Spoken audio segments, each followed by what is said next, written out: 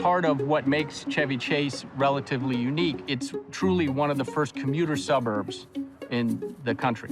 In the late 1880s, the development of the electric trolley made it feasible for people not only to commute downtown to work, but it also allowed for goods and services.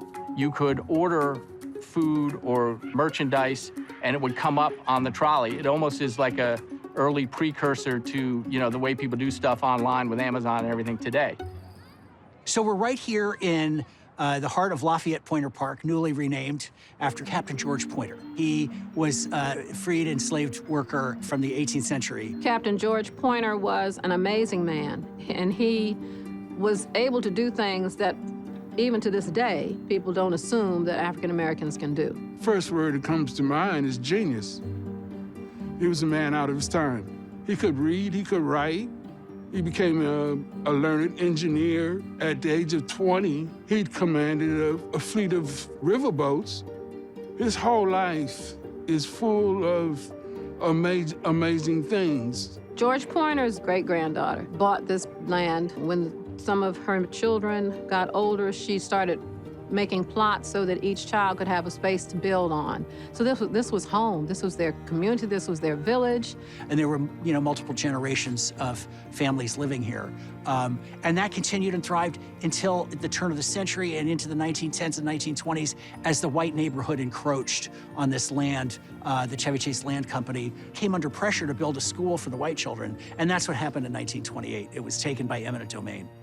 It was just kind of disappointing that they would take it from a group that's had it almost 80 years, and they weren't given enough to move so that they could still be together, so they were scattered. They lost a lot of that family connection, that family support that they had all the time. When I first walked on this park, you know, I just envisioned the children running on this land free and giving hope to those slaves that we look up on this hill and see freedom. I guess the best thing in the world that could have happened was when we finally realized the entire story and decided we're going to bring this family back together.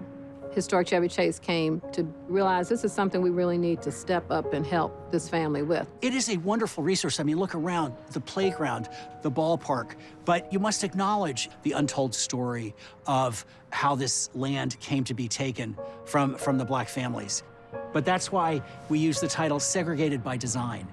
The local Advisory Neighborhood Commission got behind the effort right away. It's not just the park, it's the recreation center that's also named for Captain Pointer. The school has been involved. A very emotional journey for me. This park would speak for all of the displaced black people that were removed. The combination of having the signage put up and recognized, and then to have the changing of the name of the park to Lafayette Pointer, it's a starting place.